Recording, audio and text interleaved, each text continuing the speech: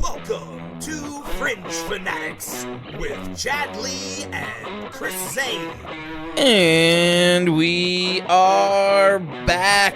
It is Fringe Fanatics. I am Chris Zane. And I'm Chad Lee. Thanks for tuning in. Yes, thank you guys. As always, it's been a little bit. We had to take a slight break for a second while the holidays and Chad got the crud. Yeah, got a little sick. Busy went out of town week, for Chad with his sickness and his travel and everything, and just the holidays in general were happening, so that always takes a lot out of you. No, that's for sure. But we're back. We are back, and it is episode 65. Yeah, and for episode 65, we're going to do a famous Denver Bronco, actually. Yeah. And he was a famous, where was he at? Viking, too. Yep, started with the Vikings. Gary Zimmerman. Yes, Mr. Gary Zimmerman, offensive tackle who played, as Chad just said, for the Minnesota Vikings, but most notably for the Denver Broncos from 1993 to 1997. He won Super Bowl 32 with the Broncos against the Green Bay Packers. He was selected to the Pro Bowl 7 times in his career. He was an All-Pro selection 8 times. He attended Walnut High School and the University of Oregon, where he was inducted to the Oregon Sports Hall of Fame in 2002, as well as the Pro Football Hall of Fame in 2008. But he had an interesting journey into the NFL, and Chad's going to allude to that right now. Well, what made him really, the USFL. He is just a handful of players to come from the USFL and get inducted to the Pro Football Hall of Fame. If we didn't mention, that was in 2008 when he was inducted. And he joins Reggie White, Sam Mills, Steve Young, Jim Kelly, Mark Levy, George Allen, Bill Polian, and Sid Gilman as former USFL league members who are enshrined in the Pro Football Hall of Fame. Look at that. Yeah, so hats off to him. But to me, what makes him really significant is, if nobody ever heard about it, during the 90s, the Broncos offensive line refused to talk to the media. And it all started from Gary Zimmerman. He just refused to speak to any reporters or any media, and then it became a thing. And it continued for a full-on decade until the league started what became the Broncos O-line rule, in response requiring all players to talk to the media. Yeah, I mean, even some of them still didn't follow those rules and got fined by the NFL and by themselves, too. They fine themselves quite a bit if they are caught talking to the media, so... Yeah. It was actually a big deal when Mark Schlereth actually joined the media and became, like a pundit for ESPN and Fox News or Fox Sports now. Yep. So, yeah, that was a big deal for them. They all gave him a bunch of shit because they're like, how dare you join the dark side? Yeah. You son of a bitch. Cross the picket line, man. Yeah. Yep, old stink. So, yeah. But hats off to Gary Zimmerman, one of the best offensive tackles in franchise history for the Broncos and the Vikings. And yeah. So definite hats off to you, Mr. Zimmerman. So we know you're listening, and we appreciate your listenership. So that's right. But hey, man, let's get it started off with a shot. Oh yeah, look at that. We've got shots poured already. We're ready to go. Doing some bouillet, if you will. Yep, the French version bouillet. Yeah. Bouillet. Good old Kentucky. So yes, if you would like, if you are partaking as well, if you're listening or watching along with us, by all means, do one along with us. Cheers to you, Chad. Drink responsibly. Yes, indeed. And cheers to each and every cheers one to of you. Guys. Appreciate you guys. Oh, down the hatchet. It's good to be back. Yeah. All right, man. So, we had a week off. How did your Christmas go? It went pretty good. We did the usual family stuff. Saturday, we went to Merrill's extended family, and we hung out there, did almost like I don't know how you they put stickers on our backs with people, like Christmas people, and you had to guess who they were. Oh, okay. I'm trying to think. There's a game like that where you put the things on your head. It's almost like a charades, kind of, but with characters, I guess. Yeah. Maybe. Who are you? I got Ebenezer Scrooge, which Merrill said was very fitting. That's definitely fitting. So yeah, I was like, that's not very nice. I've been very cheerful. That's cool that you guys played the game. Yeah, and then we actually played. I was supposed to bring Cards Against Humanity, which I did, but I forgot that we combined like 2 of the packs. And so we put all the white cards in one box and we had all the black cards in a separate box, which are the ones that are That's like the ones you need. The ones you need. Damn. So I brought it and I was like, see, look, I remember it. And then Meryl opened it and she's like, oh, we can't even play. And I was like, damn it, of course I managed to fail. That But game's fun, man. we ended up playing Apples to Apples, which I guess is pretty much the same thing. It's like the PG version of Cards Against Humanity. So, yeah. And then, it's Tuesday. I keep thinking Christmas was Tuesday. But Monday we did just like brunch at my parents' house and had a bunch of the kids over and shit. And Sweet. Meryl ended up watching one of the little babies. And then, well, Meryl was holding the baby more than me, but She didn't get baby fever. one of my grandnephews, which is weird because I'm a great uncle to some of these Shows you how kids. old you are, man. He really likes me for some reason. His name's Liam, and he's like a little terrorizer. I remember seeing that kid running around. Yeah, That's cool. That kid. Oh yeah, that's right. You're at. He was at Thanksgiving. He puked all over the floor. At Thanksgiving? Yeah, Was that before I got there? it must have been because he walked into the kitchen and he was just standing there, and then he was just like. And like just projectile vomited, and Meryl's just like, I gotta get out of here. Oh I my can't deal with that. But yeah, he's grown attached to me. So That's cool. The last couple, like the Christmas, our family, extended family get together. Yeah. He was hanging out with me. He just gets all pumped. One of the benefits of being a cool uncle, man. Yeah. And I Nice. was like, you better be careful acting like a good dad around these little kids. And I was like, yeah, I know. Yeah. It's a slippery slope. It but- is, man. So yeah, but other than that, just kind of relaxed, enjoyed the days off. So. Fuck yeah, man. That's But let's rad. hear about your rip roaring week. It was pretty eventful, to say the least. If people who aren't around or aware of the Colorado, eastern Kansas, or western Kansas blizzard that we got, we were right in the thick of it. Yeah. We had a great visit. I'll just get this out of the way. We had a great visit with her family and got to see the fam and hang out with the nieces and nephews, and so that was a good time.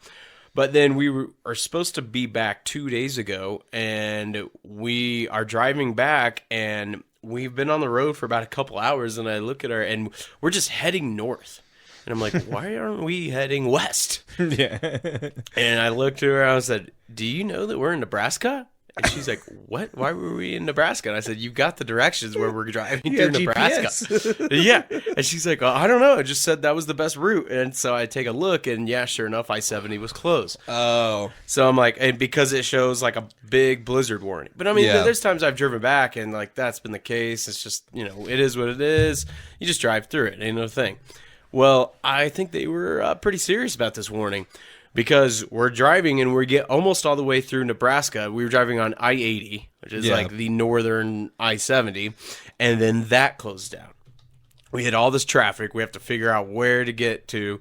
Then we start driving on this highway, Highway 30, a much smaller highway. We drive on that for about a couple hours, driving at about 30 miles per hour with like wind gusts up to like 60 miles per hour.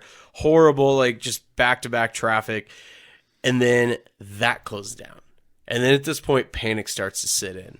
And we're in western Nebraska in the middle of fucking nowhere, man. Like, there's nothing around. There's, when you're driving on I-70, there's a town maybe every hour or something like that, like a small town. Yeah. Not like this, dude. It is nothing out there. So we're driving, and Highway 30 shuts down. So there's no way to keep going west. So we got to go north. And we start almost getting to Wyoming. We're on Highway 26, and we start to realize, and what's different than like on I-70 where it's just flat. I guess up there the terrain's just different to where it's like a drop off. Huge hills and stuff like that.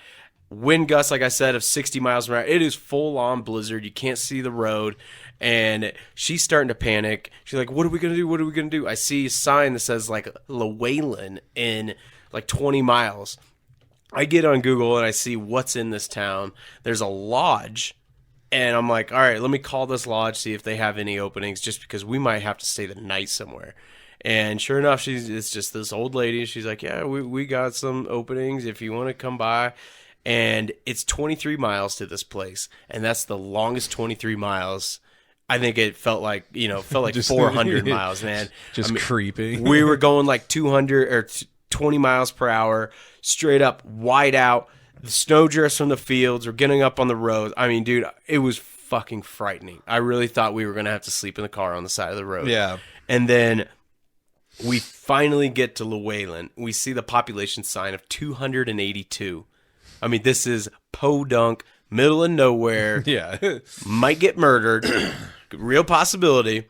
And we pull into this lodge, and it's basically an old nursing home that got turned into like a hunting lodge. Nice. And it is like a horror movie situation where there's nobody staying there. I walk in, and there's no front desk. There's nobody that's like, hey, let me check in. Nothing like that. So I'm, hello, anybody around? And I got to call that old lady back, and she says, oh, my son-in-law will be right there to help you. I'm like, why isn't she here? What the fuck is going on?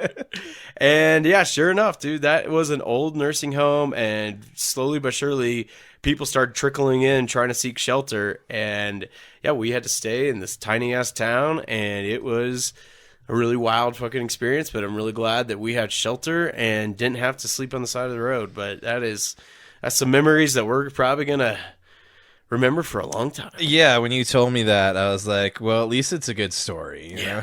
That's what I thought, man. I was just like, I just hope this is going to be a funny story. I just kept telling her that. I was like, this is going to be something we laugh about, like later on. Not today. Yeah, but no, later today on. we're pissed about it. But It was fucking wild, man. It's good that you made it back. We are back. You know, and you survived. yeah, it's good to be back home, and it's good to be back doing the podcast. Yep. Talking about some sports ball. Talking about sports ball, because it's always happening. That's what we do best, man. Yeah. So let's get into the headlines. Well, dude. before we do, we need to talk about fantasy football. Good point. Yep. Yeah. So the inaugural season of the Fringe Fanatics Sports Podcast Fantasy Football League has come to an end. Yep. And we need to congratulate Mr. Samir Ibrahim himself. Yeah. As he not really dominated, but he rolled pretty easily to a win. I think after like weeks 5 or 6, man, like his team, maybe it was like a little bit later. It was closer to around like week 6 or 7 or 8. Man, he just was dominating. He had CeeDee Lamb and Tyreek Hill. I don't know who let him do that, but when we're drafting, we can't let somebody get those. I think he made some early trades, though. No, I think he drafted those two guys. Oh, did he? Because I know he was making some trades and trying to make some trades early on. Yeah. But, so the top 3 is going to be Samir number 1, Chad Lee number 2. Yep. And then I rounded it out in third, which I came in third, just crashing into burning. You did, but barely made her. You know, it's different in most leagues where you not only made your money back, you made $50 too. Yeah, so that was a bonus. But then, unfortunately, there was one of us who was playing in the toilet bowl. The toilet bowl. Yep. We thought it was going to be Travis from the Knee Circles podcast, but he survived. He managed to survive after being, I think, in last place for the majority of the season. A good majority. But my nephew Alex, Mr. Alex Taylor. And what was that, maybe week 1 or 2? It could have even been before the season. I'm not sure. But we all agreed as a league that the last place punishment would have to eat the Pocky hot chip or gummy bear. Yeah. We'll see. I haven't talked to him yet. But we're going to allow him to choose. And hopefully he doesn't back out. And, Alex, if you have any trepidations, for one, remember that we all agreed on this. If you didn't want to do it, you could have mentioned it. Yep. So you are obligated by Utah state law. It's Mormon law. I'm pretty sure it's Mormon law. Yeah. You can't back out of a fantasy agreement. And 2, we will post the video that you make to our Fringe Fanatics page. So you get some notoriety there. Yeah, you do. You'll become famous from it. So enjoy that. But I did want to mention one thing, which is pretty surprising, just in terms of how competitive our league was. What did Alex end up with? I think he was he 8-6? I don't know. I can't remember. Hold on one second. Oh, he was 6-8. I mean, it's a bummer though because he ends up in last place at 6-8. But Travis was 4-10. But he wins out in the toilet bowl. That's what makes those last last bracket. You know, we'll probably hear something about that. But yeah, I mean, it was a pretty competitive league. Unfortunately, Travis hit a bunch of snafus throughout the year. Starting a lot of Broncos players. That'll do it. That didn't help. Till the middle of the year. Yeah. But let us move on. Congratulations, of course, to everybody who... thanks for participating. Yeah, and we will be getting at you guys in terms of next year and what we're going to do with that. So appreciate each and every one of you for tagging along on the First Fantasy League, and we'll continue to do so. It's the beginning of a wonderful tradition. So it is. Yeah, I'm looking forward to next year. Indubitably. All right. But it's time. Headlines. Let's get into the headlines. Headlines! Get your headlines here! That's right. It is time for headlines. And as always, we like to start it out with the bummer news, which is going to be the injuries of Week 16. So let's get into it. Chad, take us to the first injury. We're going to start off with the Jets that are playing tonight. We are recording a little bit later because of the crazy week that I had. So we're recording during Thursday Night Football, Jets and Browns. And, man, dude, the Browns in their white jerseys are pretty fucking slick. I like it. I do like the all-white Browns jerseys. It's pretty cool. Yeah, all it's a good unis, mix-up. if you will. Yep. Well, Zach Wilson will not be playing for the Jets tonight. He is still dealing with the concussion. And also Dwayne Brown was out last week, and so these guys are still out tonight. I don't think anything's going to change. Yeah, I also saw Dustin Hopkins was hurt, so I couldn't see if he was starting or not. He is out. Their kicker, the kicker. And Amari Cooper's out tonight, who had a huge game last week, 265 yards. He definitely did. Balled out, all thanks to Mr. Flacco, who is having a resurgence of sorts. Yeah, and there's another one. Yep. Oh, there might be pass interference of some sort. Yeah. But let's move back to the Bears as we go to the rest of the league. Tight end Cole Kmet knee did not return versus the Cardinals. Yep. I haven't seen what his outlook for this week is Still yet. Day to day, I think. Day to day. Where should we go? Oh, we'll hit the Broncos real quick. Wide receiver Cortland Sutton ruled out with a head injury. As far as I know, I thought he was still in concussion protocol, but he may be out. I'm not entirely sure. These guys really aren't coming back from concussions faster than a week. It's almost always a 2-week thing. Unless it's, I don't know, I guess like a soft concussion. I don't know, a light concussion. Who knows? Well, then the Packers, Dontavian Wicks had a chest injury. He did not return in their game versus the Panthers. Jimmy Ward of the Texans quad ruled out versus the Browns last week. Yeah, that's a key piece of their secondary too. Indeed. Let's see. Jacksonville Jaguars. Here's a big one. Yeah. Trevor Lawrence, he barely started. I mean, he wasn't cleared until Saturday from concussion protocol after getting a head injury in the game last week. But in the fourth quarter, I believe, he goes down with a shoulder injury. No, I think it was the end of the third quarter, sorry. Into the third quarter, goes down with a shoulder injury, ruled out versus the Buccaneers.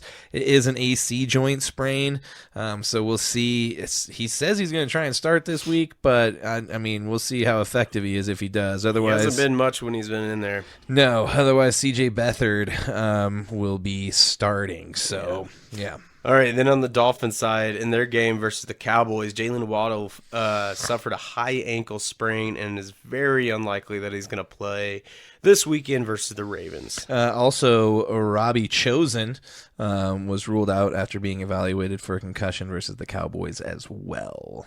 All right. Which I believe, what was his name before that? Was it Robbie Anderson, yeah. And then he decided to change it. Right. One on your team, we mentioned it. Jerick McKinnon placed on injured reserve with a groin. He pulled the old groin, the dreaded groin. Very unfortunate. Yep.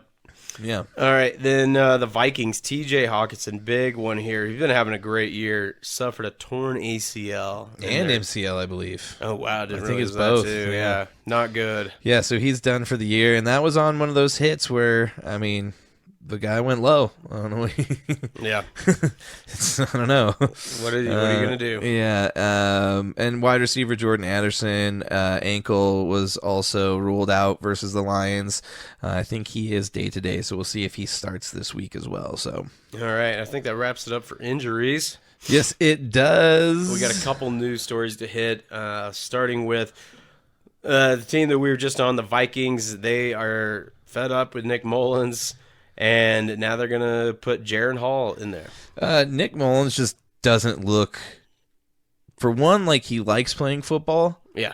and two, like he's very good at playing football. Man, because they had a shot to make it a game in their game against the Lions on Christmas Eve, and on the at the end of the game when he was trying to drive down there and do something, man, he throws a god awful interception that looked like he just threw it right to a defender. So, yeah, I think that was, after seeing that, Stefanski was like, "No, man, that's all." Or Kevin O'Connell, excuse me. Yeah, that was it. You want to hit the other news, Chris?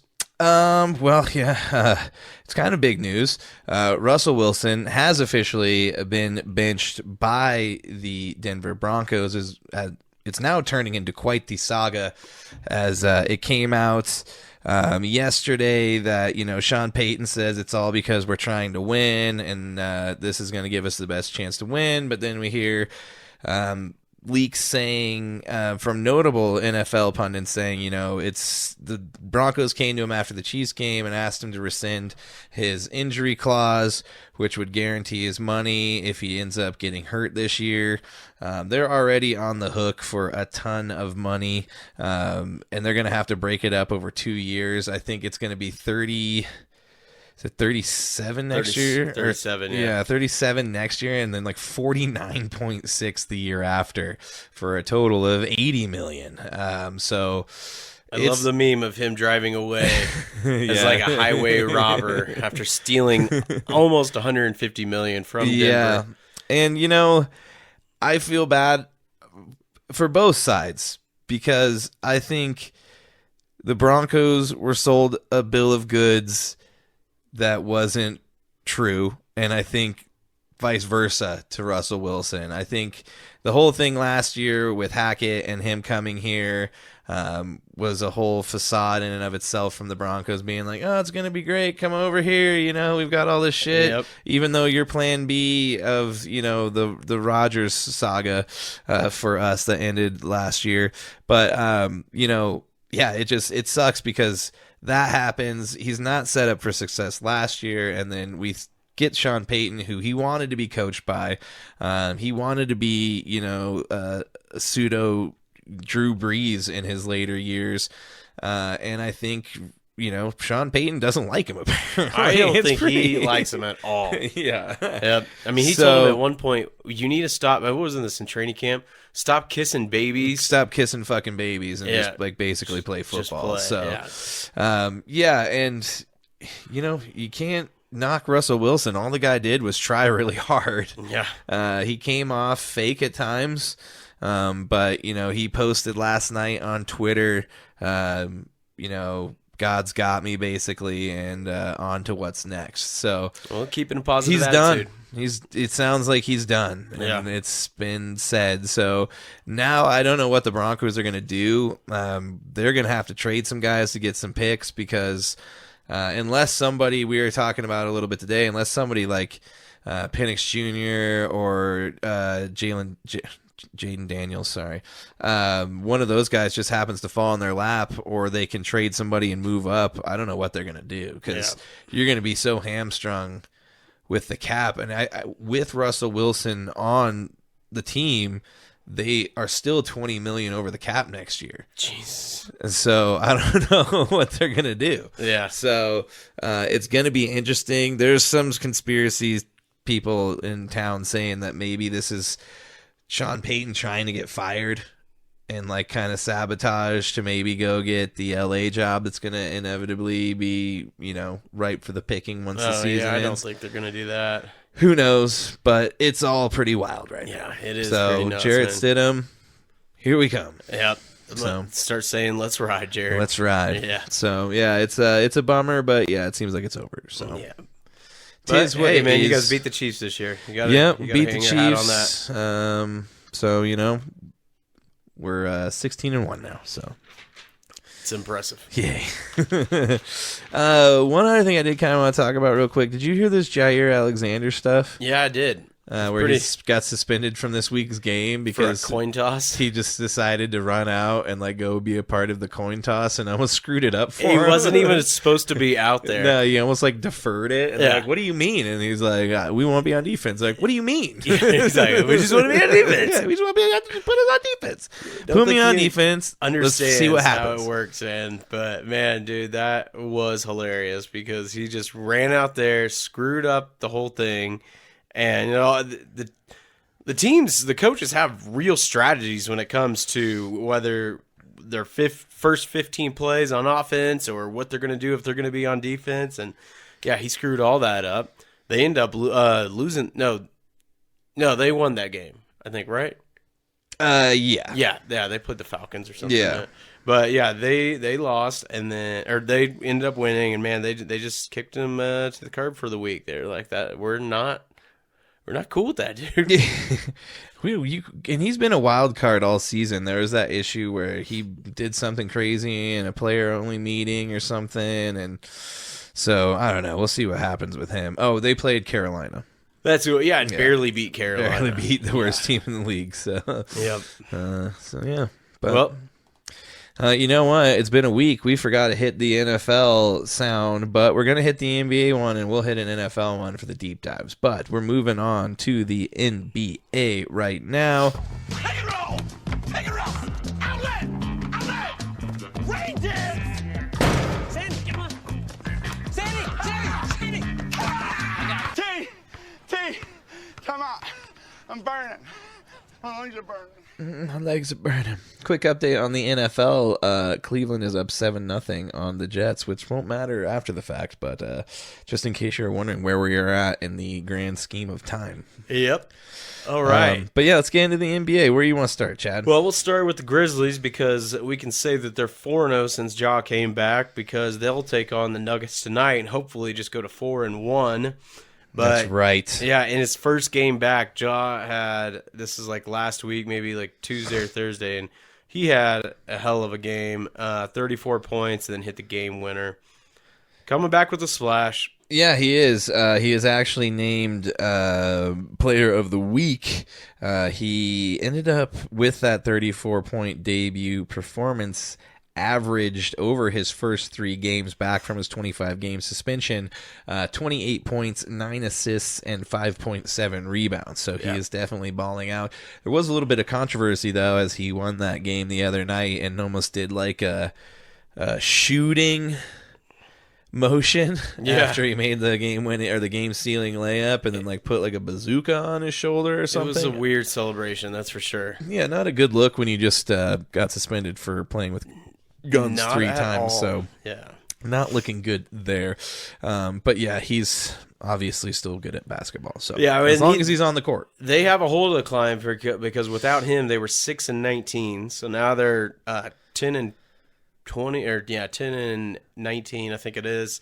So they definitely weren't winning that much with him or without him. So now that he's back, they got to get back in the win column a little more. Yeah, definitely. I was going to try and get to the NBA standings, sorry.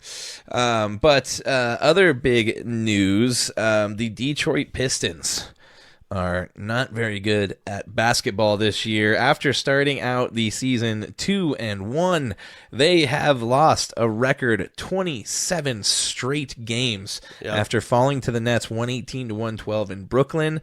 They now set the record for most losses in a row in a single season. The longest streak total is 28, but it was set across 2 seasons by the 76ers in the 2014 to 2015 season and then into the next season. So that game is on right now. And they are actually up on the Celtics. They might win. 66 to 47. Nah, dude, they're not going to tie the most ever. They probably will, though. The Celtics will probably come back because the Celtics are playing really good basketball They're right playing now. really good basketball, and they're undefeated at home. This is really shocking. Jaylen Brown isn't playing for the Celtics tonight, but would not expect that to make that big of a difference for the nearly 20-point lead that they have. Yeah, we'll kind of do a quick rundown the standings when we're at the end of this here. But there was one other thing I did want to mention. It is a little bit older, but Luka breaks the 10,000-point mark with his 50-point performance as he and the Mavs torched the Suns on Christmas night. He is the fastest player since Jordan to do it, doing so in 358 games. He is only the 4th in the NBA to score 50 points on Christmas, joining Bernard King, Wilt the Stilt, and Rick Barry. It's also the 6th, trailing only Jordan with 9 and LeBron with 8 before turning 25 years old in terms of 50-point games. Yeah. He's also the youngest player to eclipse 10,000 points behind James, Durant, Kobe, Carmelo, and Tracy McGrady. So pretty impressive. It's a big night for him. He's been balling out a lot in the first half. I don't know if you've seen this, but like especially in the Nuggets game, he had I think like 28, nearly 30 points just in the first half. Then it calms down a little bit, but like there's been multiple games where he's had 25, 29 points just in the first half. Yeah, which if he did it in the second half, he'd be scoring 50 all the time. Yeah. I think he's just blowing his load in the first half. You don't want to do that. God forbid. Yeah. Yeah. Do you have anything else? I got a couple other things. OKC is playing really good ball. They've climbed to 2nd in the standings in the West. Shai Gilgeous-Alexander and Chet Holmgren are playing really good ball right now. Yeah, Chet Holmgren right now is looking like maybe the de facto rookie of the year. Yep. We'll see how it ends up panning out through this second through the 2/3 left of the season. But yeah, Oklahoma City ahead of our Denver Nuggets right now. Yeah. Just because their win percentage is better. But they're sitting at 20-9, Nuggets at 22-10. But yeah, ahead of them, like we've been saying, the Minnesota Timberwolves are playing really, really good basketball in the West, sitting at 22-7. And they're taking on the Mavs tonight, and they're up big 37-22 because Luka is out tonight. Yeah. We mentioned the Boston Celtics. They are 23-6, as Chad said. They are undefeated at home, going 14-0. They're 8-2 over their last 10 games. Behind them, the Milwaukee Bucks are sitting at 23-8, and then the Philadelphia 76ers at 21-9. And I don't know if you've heard this, but I think our buddy Embiid is averaging like fucking 45 points a game in December. Dude, in the last 3 weeks, he has been balling out. He's now overtaken Jokic as the MVP favorite. Still very early, but Embiid has just been playing out of his mind. And the scary thing is, a lot of those games where he's hitting 45, 50 points, he's not even playing the fourth quarter. Well, you don't have to when 18 to 20 of those points come from the free throw line. So it's a wonderful thing. But it is. If you're Jokic and you do it one time against Golden State and you finally get your second game of 18 free throws, compared to, I think, Giannis and Embiid both are in the 40s in terms of games throughout their career with over 18 free throws. But if you do that against Steve Kerr, he's gonna cause an uproar. He is, yeah. He's been whining a lot. I don't like how he's defended Draymond when Draymond was going through all that shit. I've lost a lot of respect for Steve Kerr over the last couple of years. Yeah, it is kind of a bummer because he was very likable in the beginning. Big time, yeah. I mean, he played with Jordan and everything like that. Damn, winning went to his head. Yeah, it did. Yeah, just thinks that, a guy like Jokic doesn't deserve those calls. And Jokic did make all 18 of those free throw attempts. Yeah, which is pretty wild. Yeah, 18 for 18. Yeah, he's really good at basketball. And we'll be watching him at 7 o'clock. So we're looking forward to that. That's right. Let's see here. Let's get into... Wait, hold on. We need a soundbite for a dog. because Aaron Gordon, news came out today that or was that yesterday? I think it was yesterday, right? It was yesterday. Yeah, it was yesterday. That he was attacked by a dog at his family Christmas thing and had to have 25 stitches on his hand and face. And he's going to be out for the foreseeable future, unfortunately.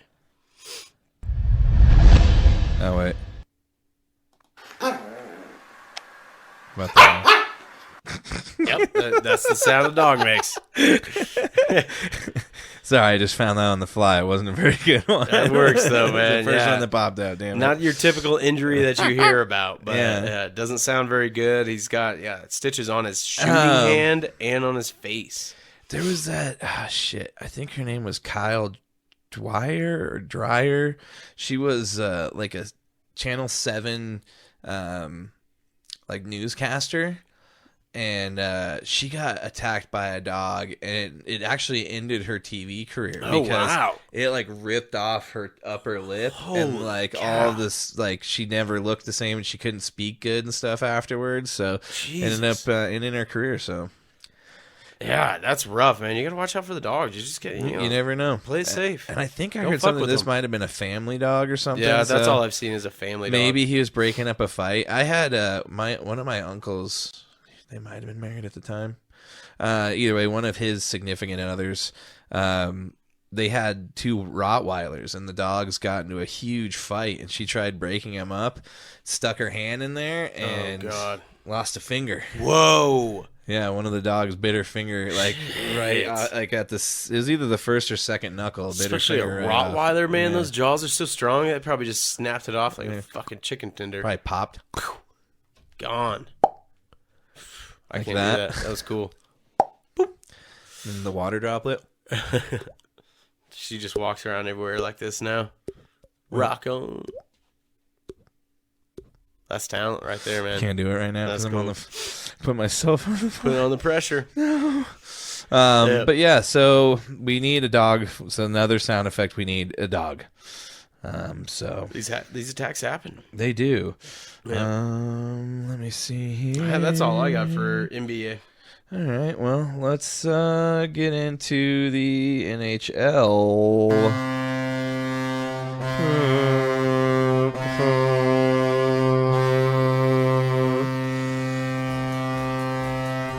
All right, I'll start this one off because it's one that we both wrote down this week. Chris Letang for the Penguins had one hell of a second period, but a game overall because in the second period alone, he had 5 assists, which is, 5 points total, becoming the first defenseman in NHL history with 5 points in a period as the Pittsburgh Penguins beat up on the New York Islanders 7-0 on Wednesday night. So they One got hell beat of down a period, man. 5 points single-handedly in one by period. him. Some guys are lucky to get that in 2 games, let alone 1. Yeah, especially period, for a you know? defenseman.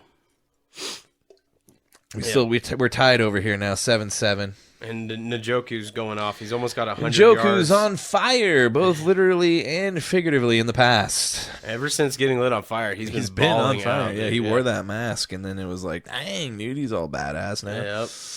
All right, Chad, take us to the next one. All right, Connor Bedard gets a highlight goal for the ages. It was called a Michigan, where you flip up the puck and spin, like hold it, basically, like lacrosse style, go around the back of the net and fling it in there. Top shelf where Papa hides the cookies. Believable, man. Yeah. Wayne Gretzky, he said himself after the game, that's something I didn't even have in my repertoire.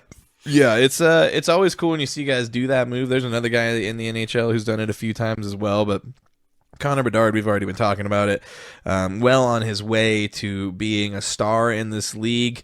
Unfortunately, he is on the Blackhawks, which they are not doing very good at all, but you can't win them all. But yeah, Connor Bedard is looking like he is legit. We'll just see. It's kind of like I said, is he going to be like one of the top guys or just one of the really, really good guys that is yet to be seen? But we'll see how it goes. Right now, looking like the real deal. He is, yeah. Lots of talent in that kid. Yeah, definitely. Yep. Hit us with the next one, Chad.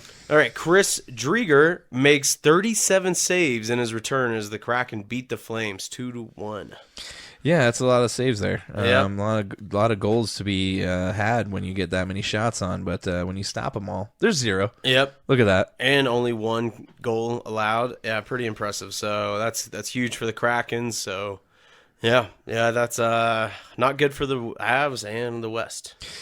Yeah. Well, we'll see what happens with that. The Kraken, them and the Avalanche have some unfinished business. That's right. They got to get some revenge this year. So we'll do you have anything else, or that's all right, I got? We'll for run NHL. down the leaders of each division right now. In the Atlantic Division, you've got the Boston Bruins with 20 wins, 7 losses, and 6 overtime losses. So they're sitting there in first place ahead of the Florida Panthers.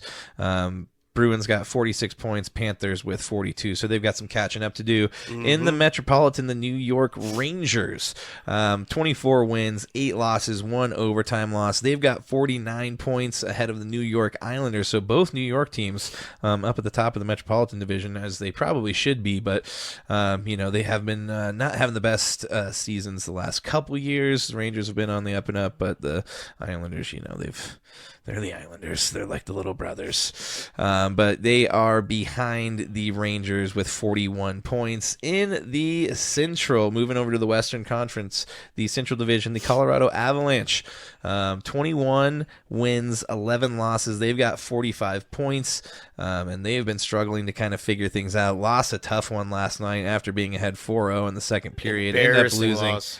5-4 in overtime, a lot of miscues. The Avalanche are managing to stay in the lead of the Central Division, but they are still trying to kind of find their way. I still think this team will make it into the playoffs and have a good run, but they are trying to figure some things out defensively. They are ahead of the Winnipeg Jets, just barely, as the Jets are 20 wins, 9 losses, 4 overtime losses with 44 points. So the Jets are nipping at their heels. Moving to the Pacific real quick, the Canucks are sitting at 23 wins, 9 losses, 3 overtime losses, 49 points total, ahead of the Vegas Golden Knights, who are sitting at 21 wins, 10 losses, 5 overtime losses, and 47 points. So that is how it is rounding out right now. Next week, with all the holiday stuff and everything, and once the new year turns over, we are going to be focusing more on the NHL. And what happened? The Browns just caused a fumble. Oh, nice. I started the Browns defense tonight, so hopefully they keep this going. Nice. But yeah, once the year flips over, we are going to be shifting our focus as we move into the playoffs and there's less stuff to cover. We'll be focusing a lot more on the NHL and the NBA, as they will probably start taking up more of the show now that the NFL is starting to wind down a little bit. So, for you big hockey heads out there, though, there is a big game tonight. The Kings are going to take on the Golden Knights tonight. The Kings are 20-7, and the Golden Knights are 21-10. So this is a good game. yeah, tune into that one. Is that one nationally televised? It's on ESPN Plus. It's on ESPN Plus if you are a subscriber. That's right. So if you aren't, go get that Hulu package. That's what I did. There you go. That helps, Bundle, man. All right. That's State all I Farm. got for NHL. All right. Well, I think we are going to move into the MLB now as I burp. And we're going to hit him with the old school. Vaughn, a juvenile delinquent in the offseason in his major league debut. I'm gonna light your ass up, meat. Vaughn into the windup in his first offering. Just a bit outside. He tried the corner and missed. Just Just a bit outside. Yeah, so the rich got richer yet again. Yeah. And we don't know for sure yet, as this guy has never pitched in the MLB, but the Dodgers sign Japanese pitching phenom and former teammate of Shohei Ohtani in the World Baseball Classic for Japan, Yoshinobu Yamamoto. He signs with the Dodgers for another pretty astronomical amount, not nearly Shohei Ohtani, but just close to over half of it, as he signs a 12-year, $325 million deal with the Los Angeles Dodgers. The Dodgers just printing money over there. Basically, well, when you find crazy ways to work around, paying people 10 years later and spreading it out over 10 years, you can do things like that. But That's right. And it is kind of because of Ohtani doing that with his 10-year, $700 million deal that it allowed the team to pursue Yamamoto, because there was a lot of other teams like I think it was the Yankees, and there was a couple other teams that were really in on him. But you're now looking at, with Shohei, with Yoshinobu, and with Tyler Glasnow in the last 3 months, the Dodgers have effectively spent over $1.1 billion on free agent acquisitions. Unbelievable, man. It's just so crazy to say that number. Doesn't even seem real. $1.1 billion. Yeah. Yeah. And, So- it's cool that they go out and get this Japanese star because, Ohtani's on the team now, trying to get one of his homies. Pretty cool. Yeah, and, baseball's always been really good about expanding their reaches into the other parts of the world, but especially in Japan now, you've got two of the biggest stars on the Dodgers. We'll see what's going to happen, but right now the Dodgers are looking like they're going to be unstoppable. Yeah. But everybody thought that same thing last year, and then the Diamondbacks beat them. So, well, and I wouldn't expect Ohtani to pitch next year because of his He won't. It's surgery. all next year. Yep, he Will only pitch be last year. DHing. Yeah, So, yeah. but yeah, they don't care. Maybe he's now he's going to hit 50 plus home runs probably. Yeah, probably. He might break a record. Yeah, I would not. Especially doubt it. play as many times as he's going to be playing at Coors Field. Oh my God. Oh yeah, He's going to be launching balls probably out of Coors Field. Especially with Mookie Betts on that team, and who else? Like they got Freddie Freeman on there. Freeman, yeah. So I mean, you can't even really pitch around him. No, yeah, just to the next guy who's going to hit a home run. Not even fair. So the Dodgers, you guys suck. It shouldn't even be allowed. A wealth it's not of even riches. fair. It's not even fair. Nope. It sucks. How's a team like the Guardians supposed to compete with them? They're not. They're just done for. They're gonna go get waxed. I think they just traded one of their pitchers to the Yankees. So Oh damn! They're just trading it all away. yeah. So we'll see how all of that pans out. But that is going to do it for headlines. Right now, we are going to be sliding into the break. If it's after the fact, you are going to be hearing the Patient Zeros. This is the final week. We had to skip 1 week, unfortunately. I know they're going to be bummed that we screwed them out of 1 week, but life happens. We got them on one more week. The name of this song is Miss January. So you guys stay tuned, take a listen, and we will be right back.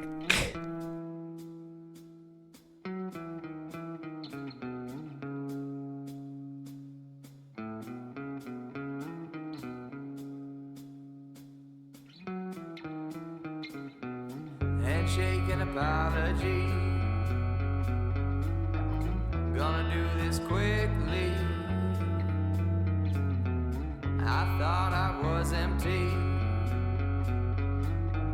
Still got a little woe is me inside.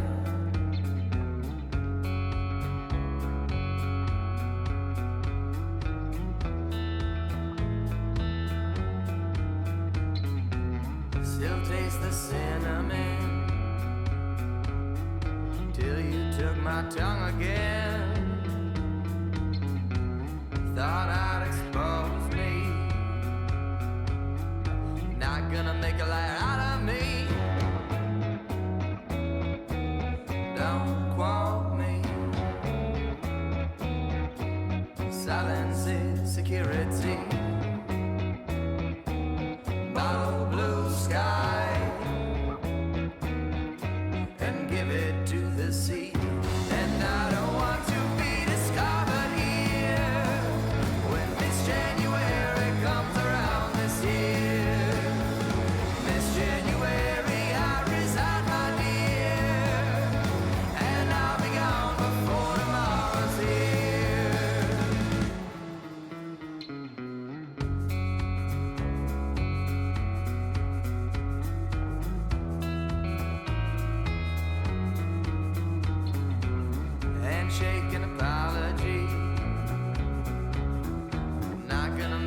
describe her out of me.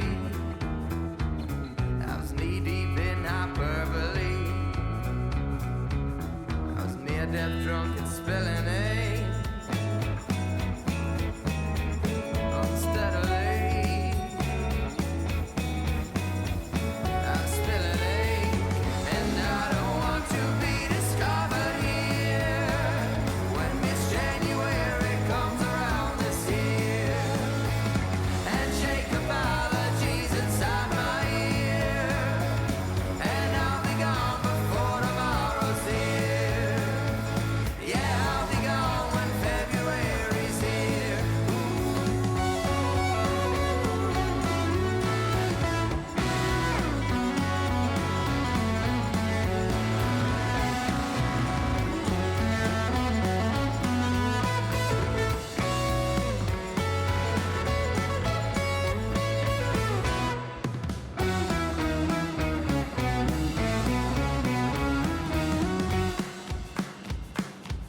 Try eating words you waxed romantic months ago.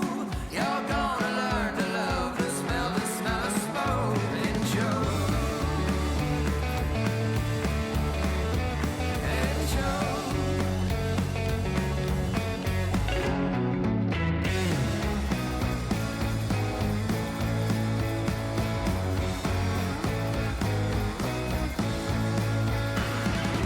It's hard to see myself within this place, but here I am reflected in your face. Miss January, my end doesn't change. Still your approach and we both know our way. And I don't want to be discovered here when Miss January comes around this silence. And we are back for the second half of episode 65. We're cruising along. We are. We got a ways to go to 100, but you know what? We're chipping away. Chipping away. I dig it, man. Slowly but surely. All right. So yeah, we are back. You guys just heard the Patient Zeros. This is the last week we'll have the Patient Zeros. I don't know who's going to be on next week, but it's going to be somebody good, somebody riveting, somebody you're going to want to listen to all the time. But we want to thank the Patient Zeros for their time on the thank you. podcast. We appreciate it greatly. The name of that song was Miss January. If you haven't yet, please go like and follow the Patient Zeros on all things streaming, wherever you get your music. And if you're trying to find out where you can download songs, purchase music, where they're playing, visit thepatientzeros.bandcamp.com, and you can find all that good stuff right there.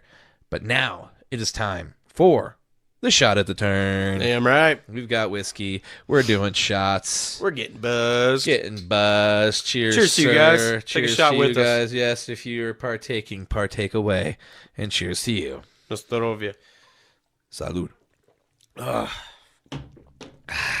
Good shit right there. Yeah. Yeah. All right.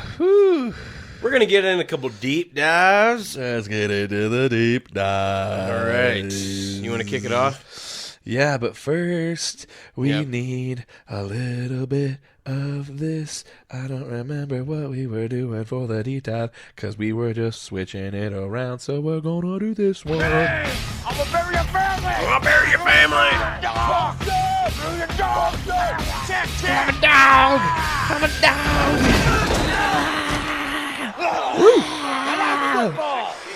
You get it? You like it? Get it, you like it? Yeah. I think the Sentinels. That's right. And we love doing deep dives because it gives us a chance and gives you a chance to hear about a game that you may not have seen, because we usually try and pick games in the time slots where we're not televised in our region. So most of you may not have seen these games. And if not, you get to hear what we want to talk about because you're listening to us. So here we are. Here we are. And you're going to start it, you said, or am I? I'll start it. Okay. Mine doesn't matter to me. Well, I'm going to deep dive the Seattle at Tennessee game. Riveting game here. Riveting. Ended 20-17. The Seahawks still in playoff contention. They still need to win out, but with Minnesota losing, they still have a chance. I think they're sitting at 8-7 now, something like that. The Seahawks are 8-7. The Titans are now at 5-10. Yep. Yeah, Titans not doing too hot. They actually had to start Ryan Tannehill at quarterback because Will Levis was hurt. But You like to say Levitz. Levis. Yeah, Levitz. You're like Levis. saying John Levitz. Will Levis. Levis. The But Mayo anyways, Man. the Anyway, Mayo Man. Yep. Tannehill came back in. Tannehill hasn't played in a long time, but didn't really matter. He didn't have too good of a game. I'll get into a little more of that later. But Seattle got their first lead when Smith found DK Metcalf for an 11-yard touchdown to go up 13-10 with 12-10 left in the fourth quarter. Wasn't a whole lot of scoring in most of this game. Then the Titans took the lead 13-17 by a Derrick Henry 2-yard touchdown run.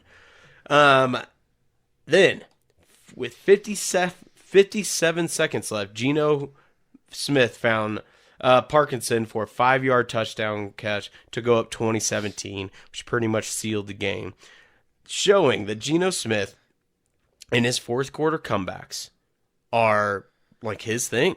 He's really good at it. Yeah. Yep. And he was brilliant in this game, converting on a bunch of long third downs. One to Jackson Smith and Jigma. One of them was like a 3rd and 14. Another like 3rd and 6 to somebody. But, I mean, he was clutch in this game. And, one thing that's got to be mentioned in this, the Titans have lost 5 games by 4 points or less. It reminds me of the Broncos last year. Yep, and that's like a Charger thing to do, too. Game by like 1 or 3 points. Anytime I hear a stat like that, to me, it just points to coaching so much. Uh-oh. Wow, look at that. Oh, it went in. Damn. I don't think it did. Oh, he's waving a touchback. I know, but I bet you they're going to look at it. I don't think it did. No, it went in. It crossed the white line. You don't know. Shit, real dude. quick, I don't mean to interrupt, but eyes like a hot. your uncle, good start with Ford, shaking my head, going to be interesting finish. I did not start Ford. Let him know. I took him out. I'm pretty sure I did. Yeah, I put Singletary in there. Maybe because he's probably looking at it from. I'm playing my Uncle Jacob in the Fantasy Football Championship in our family league. Yeah, I got I almost Singletary. call him Uncle Jaden because it's JDN. Yeah. Jacob. Yep, Jacob. But, yeah, Ford's got 11 points right now in the first quarter. I've been seeing him. I scored that touchdown. I was like, God, what was I thinking? Yeah. Yep. But I got a bunch of other ballers. I'll be all right. He's bowling. All right. All right, let's continue on with this. Yeah, the Titans, man, 5 games by 4 points or less. That's heartbreaking, man. That's on Vrabel. Yeah. Yep. All right, and then, like I said, Geno Smith had 227 yards and 2 TDs. Kenneth Walker added 54 yards on the ground. Not really much of anything from him, but just a good, steady game. But where Geno Smith really got a lot of help was from his 3-star wide receivers. Tyler Lockett, 8 for 81. JSN, 6 for 61. And then DK, 5 for 56 with 1 TD. That's a full team effort right there. That's great. Spreading the ball around. Stable of wide receivers right there. It is. And, you know, I love Rashee Rice. One of those. But, yeah, exactly. If the Chiefs could have possibly traded up a little higher in the draft, they could have gotten Jackson Smith and Njigma. There's another one that I can't fucking think of right now. Where is it? Who's that other rookie wide receiver? There's a few of them, but yeah, I know from that draft class. There's a I know, yeah. There's a few of them. Jefferson, Jameson Williams. Did you say Jefferson? Oh no, never mind. I don't know why I said Jefferson. Yeah. That wasn't that one. I don't know. Either way, yeah, it's rough because I mean I love Rashee, but man, there's some good ones in there. Yeah. But then, yeah, like I said, Ryan Tannehill had to start this game, and he only got 152 yards and was sacked 6 times in this game. Poor guy. Yeah. He got beat up. Not too good for his first game back in a while. But, yeah, Seattle remains alive. I mean, that was a close game, but I think if they win their next 2 games, then I think their likelihood they have like a 75% chance of making the playoffs. Yeah, they're probably looking pretty good right now. So. And then that could mean 3 teams out of the NFC West. Because the Rams are going to make it, dude. The Rams are scary to me. They're like the Bills right now. Yeah, you never know what you're going to get. Jekyll and Hyde, but when they're good, they're real good. Yep. And then next week, the Titans will be taking on the Texans in a really big AFC South showdown. That division's crazy. There's 3 teams at 8-7: the Colts, Texans, and the Jags, because the Jags have totally fallen off. So it's Yeah, I know, it's anybody's nuts. that division's up for grabs right now. Crazy. And CJ Stroud will be coming back this week. Yep, he's back. Yep. And the Seahawks will be taking the Steelers on at home, and they're both sitting at 8-7. So It's just crazy. The Steelers are at 8-7. unbelievable, man. this I year. cannot believe they beat the Bengals last week. That really fucked my fantasy. Well, it's just week like the Cleveland. What they've started 4 quarterbacks this season, and they're sitting at what are they at? I'm right really now? glad you brought this 8-7? up. We've never really talked about this. Let's just take a little side turn right now Dude, before we get into your We're on a deep dive. shorter episode. Let's go somewhere. Who's coach of the year right now? Oof. To me, it's Stefanski. 4 different quarterbacks. Deshaun Watson goes down. Fucking I get your argument. well, I just hold on. What's his name? The running back. Why? Nick Chubb, yeah. broke his knee. knee broke. Fell off. Fell off. Knee fell off. And they're sitting at 10-5. And if the Chiefs were to play them in the playoffs, I'd be worried. I would be almost certain that the Browns would beat us right now, especially with the way Joe their Flacco's defense, flinging it, man. I mean, that's the thing. They're one of those teams where they've got so many playmakers on offense and such a good defense. All they need. That guy's a cool running backs coach. He was cool on. I think he was on. Who is he? I forget what his name is, but he was on one of the Hard Knocks. Oh, that's cool. But either way, That's yeah, got to be an offsides. But yeah, I mean, dude, right now, I mean, you could maybe take Shane Steichen for the Colts. I mean, same thing. Gardner Minshew, they're still in playoff contention at 8-7. The Vikings, maybe, but the Vikings have started to fall off. I mean, dude, I think it's Stefanski. Yeah, I mean, because when they do the voting for that before the Super Bowl, right? All of the It's in a. I mean, if Dan Campbell wins a playoff game, That's okay. I think he gets it just because of how bad the Lions have been. 30 years, dude. 30 years without a fucking division. years Yeah, so- without the division. Yeah, but you're right. Honestly, just in terms of Jesus, he Holy just got rocked. Oh, get the ball back. Oh, and I think they did. And Njoku just got hammered running in the open field. Dude, and I think that put him up over 100 yards, too. Not anymore. Oh, shit. So yeah. Well, you still get the yards. I've always wondered about I don't like, think you do. No, I think you get the yards, but you just get kind of a for the Maybe. fumble. Because that happened. Boom. Dude, he got Right on the lit button. up.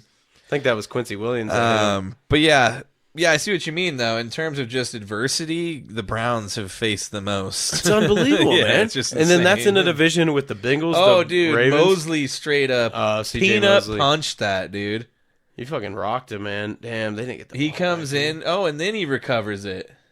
Let's take a look at this. I wonder how many yards Njoku's at right now. Because I mean, that dude, he's Like, there's balling nothing out. you can do on that one. Dude. Without you did not see him coming. Amari Cooper, they're like, we're just gonna go to Njoku. He's got 132 yards right now. And it's the Barely started 13 the minutes second. in the 13 so minutes remaining in crazy. the second quarter. Dude, some of these the tight ends are gonna be like, maybe I need to burn my face. Yeah, just maybe I need to light myself on fire. That's the key. Oh, speaking of which, I don't think we mentioned Aaron Gordon. Oh no, we did. Yeah, we talked did. about that, Shit, yeah. no, we did. Yeah, I had the terrible dog drop. All right, let's get into your deep dive. But yeah, let's get Good into- job, Seahawks. Yeah, way to go, Seahawks, making the Broncos look worse and worse as the days go on. I am deep diving this week the Jacksonville Jaguars, who are 8-7, versus the Tampa Bay Buccaneers, also sitting at 8-7. Tampa Bay wins this game 30-12. After seeing the Bucs go on a stretch where they had lost 6 of 7 games, they now have won 4 straight and are doing so when it means the most, as they could possibly clinch the NFC South next week, all thanks to New Orleans' loss to the Rams on Thursday.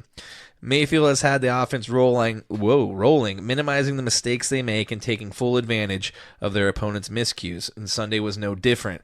Mayfield goes 26 of 35 for 283 yards and 2 touchdowns, both of which went to Mike Evans, one for 3 yards and the other for 22 yards, and both after Trevor Lawrence was intercepted on 2 of their first 3 possessions in the game.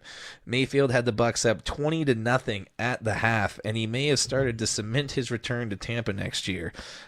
Mike Evans, the other star of this game, had 7 receptions for 86 yards to go with his 2 touchdowns, which, I might add, were his 12th and 13th of the season.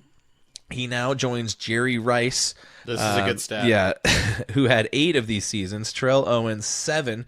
Marvin Harrison, 6. And Randy Moss also with 6. And now Mike Evans at 5 straight seasons of or more with 12 touchdowns. Future Hall of So, Famer. yeah, Mike add Evans, that man. to the fact that dude's just a lock for 1,000 yards a season. He may go down as one of the better wide receivers on a team that was, kind of almost like Megatron, where it's he did get the success, but it's still kind of the same thing where it's just like you had that one year where you were good, and then the rest was just kind of like a lot of mediocre years in there, aside from the Brady years, years and stuff. But I mean, his consistent. You just throw up a jump ball, Mike Evans is going to come down with it, man. He's really good at catching the football. Also really good at catching the football, Devin White and Antoine Winfield Jr. Yep. They were the ones who supplied the interceptions for those touchdowns. And Lawrence's 3rd turnover came on, this is a fun name, Yaya Diaby's sack early in the 3rd, forcing a fumble and setting up Rashad White's 2-yard touchdown that put the Bucs up 27-0. Rashad White was the leading rusher for the Bucs. He had 20 carries for 39 yards as well as that touchdown, so he was ripping off the yards in that game. Yeah, he was. 39 of them. They were demolishing the Jags, dude. He didn't really. 20 carries for 39 yards. His average is like fucking 1.6. But let's switch it over to the Jags, though, as things have kind of gone from bad to worse. They have now lost 4 straight, and Lawrence, who has yet to miss a start in his first 3 years, came close to this week, which we talked about earlier. He was coming back from the head injury. They did not clear him until Saturday. He ended up traveling with the team and playing in this game. Unfortunately, like we mentioned earlier, he may end up missing his first start. He is still trying to play, but he's got an AC joint sprain, which I believe is on his throwing shoulder. It is a tough one to play through, no matter how tough you are, as it's just a joint, so you can't really do much about it when it's bunged up. So we'll see if he ends up playing. And the actual injury came on the play where he threw his one and only touchdown to Calvin Ridley, who wound up with 6 receptions for 90 yards and 2 touchdowns. His second of which came from C.J. Beathard in the 4th quarter. So didn't even get 2 of those from Trevor Lawrence. Prior to the injury, though, Lawrence had struggled to get the offense going, was sitting at 17 of 29 for 211 yards and the 1 touchdown. He did have those 2 interceptions, but he was the leading rusher with stats of 4 carries for 29 yards. So there was not much rushing going on in this game. Not at all. Evan Ingram was a bright spot for them as he was the leading receiver with 10 receptions and 95 yards. And Travis Etienne Jr. failed to make a difference this game as he winds up with 6 carries for 12 yards. Jeez. You see what I mean? God. This is just horrible. Yeah, these guys have there's probably about an average of 2.4 yards per rush attempt in this game. Not a lot of running game on both going teams. Chad mentioned it also a little bit earlier, but the Jags are now stuck in what is a logjam at the top of the AFC South as they are tied with the Colts and Texans who lost on Sunday. Thankfully, they have a get-right game against the Panthers. It's just going to depend on who is starting that game, whether it's Lawrence or C.J. Beathard. But the Panthers, which I shared this to you, they have yet to hold a lead in the 4th quarter all season and are the first team in NFL history to do so if they ended up finishing out the year like that. So that's probably one of the most embarrassing stats I've heard from a team all year. It definitely is. The Bucs take on their division rival, the Saints, for a chance to clinch their way to the playoffs. So it was an interesting game to say the least, and it definitely added to some of the storylines in the league. So it does. We'll see what ends up happening. And then from here, Bucs take it. Did you already say the Bucs take on the Saints next week? Yep. All right, for cool. a chance to clinch. Yep, and I don't think they're going to have any trouble with that because Derek Carr just looks worse and worse and worse every week, man. I guess It goes to show you, a change of scenery doesn't always work. And getting paid doesn't seem to matter. No, not at all. No. Well, we text Greg. Steak and Eggers with Gregers is on hold right now. He's up to no good, probably. Hold on, look at this catch. Making just trouble right here, in the dude. neighborhood. This guy just made a fucking amazing catch. The Browns, I think, are going to put up 40 on the Jets tonight. Wait for this They're replay. already at 20, and we're barely halfway through the second Elijah quarter. Moore. Just wait for this catch. You guys are going to see it in the highlights. Watch this. Oh, he basically... That's focus right there, man. He defended that pass to himself. Like As a wide Schottenheimer receiver. said, focus, attack, wrap up, and finish. Yeah. Yep. What Chad said. Marty Ball. Marty Ball. Yeah. All right. Well, should we start the DDOE? I reckon we could, Mr. Chad. Let's get into it. Let's get into it, man. I think it's time to hit it hard. hard, man. So far, man.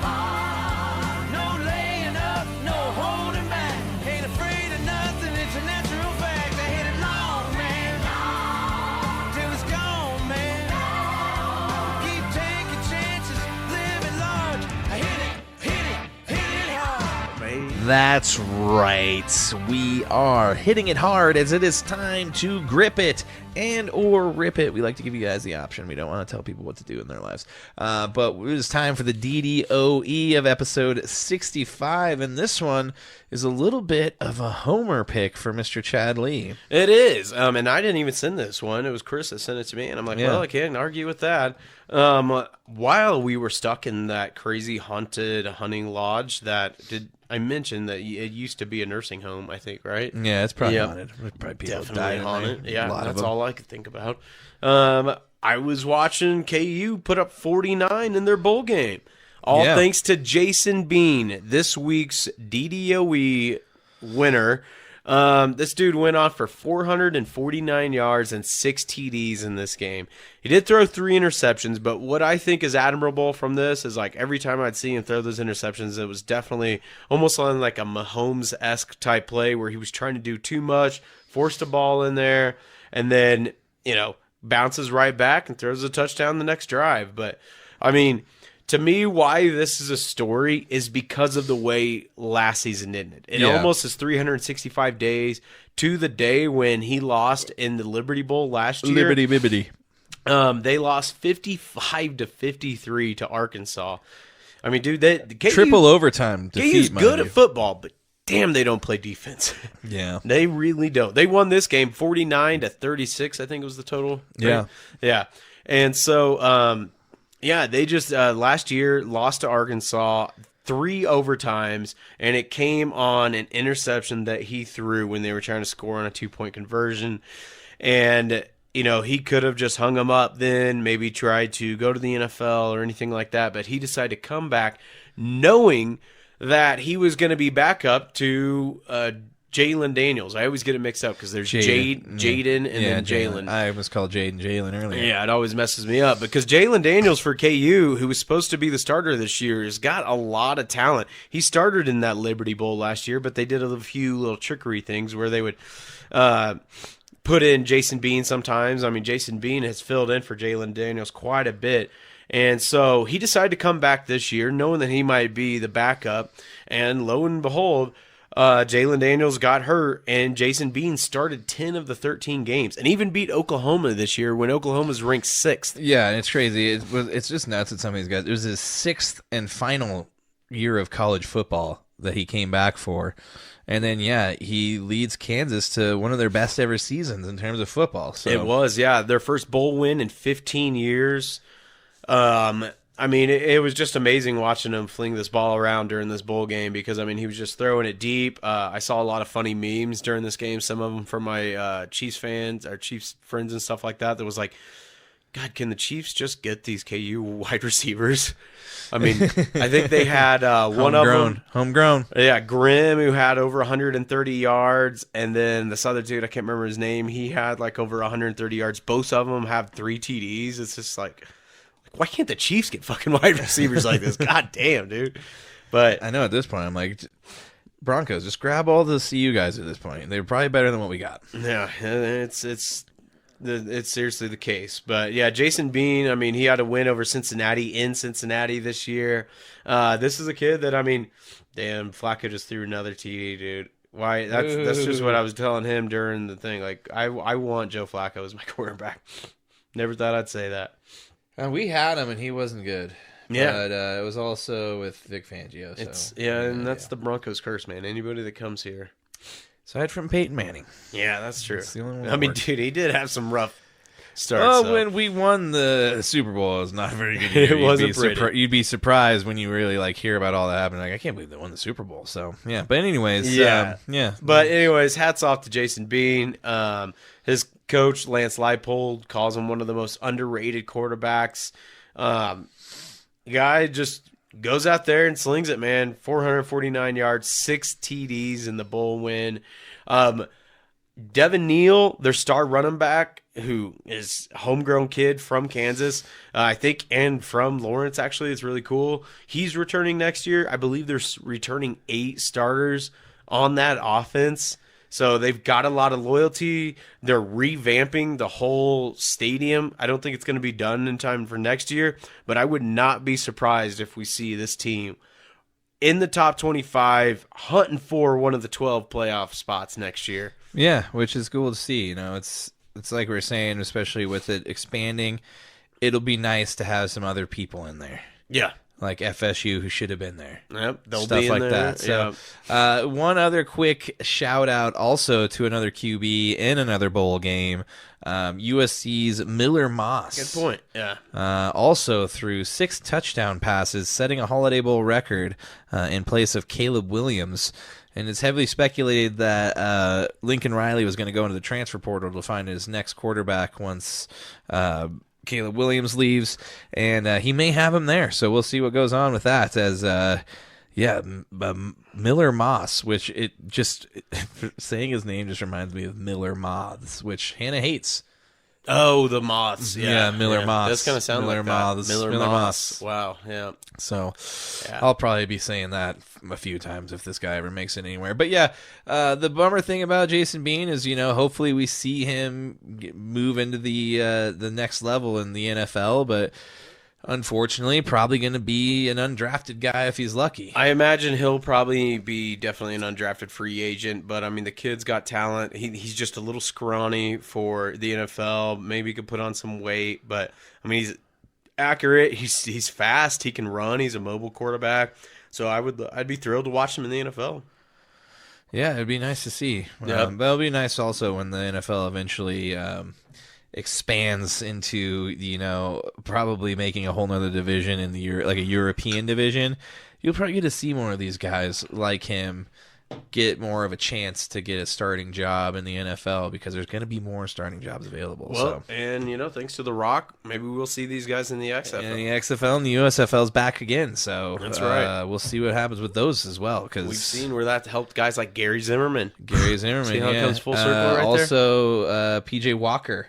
Another one of the Cleveland Browns quarterbacks this year. That's true. Cleveland, dude, doesn't matter who they roll out there as QB. They're gonna it really doesn't. But now they're up 27-7, and we'll be putting on the Nuggets game here right now. Technically now, I don't think it's tipped off yet because there's another game waiting, I think. But it is. Yeah. Damn, fucking Grizzlies are up 15-7. Oh shit! Damn, we got to get this game on. Get it on. All right, guys, we've reached the end of the episode. If you've made it this far, please like, share, subscribe, and follow us on all things social media, as well as anywhere you watch or listen to us. And if you haven't yet, please rate us 5 stars. And above all else, just tell one friend that you think would give a shit about this show. And that's all we ask for. Yeah. That's our Christmas wish from you guys. Please do. And like we've said, you guys, you guys share it. Show us a screenshot of you sharing it. We'll send you stickers. Yeah, we'll send you stickers. We'll send you some swag. We'll get the swag hags. Yep. But we have reached the end of the show. As always, we appreciate you guys if you've made it this far. Mr. Chad Lee. Chris, let's do the closing shot, buddy. Also, give Chad a shout out. He set all this up. He did a good job. Check out our new Christmas presents. I got a Colorado Rockies hat. He's got that's cool. Sweet that's jersey. Yeah, Hannah got me this new jersey. So representing the Nugs. Do a Hey, shot. Cheers. Cheers to you guys. Love you guys. Love you, buddy. I love you too.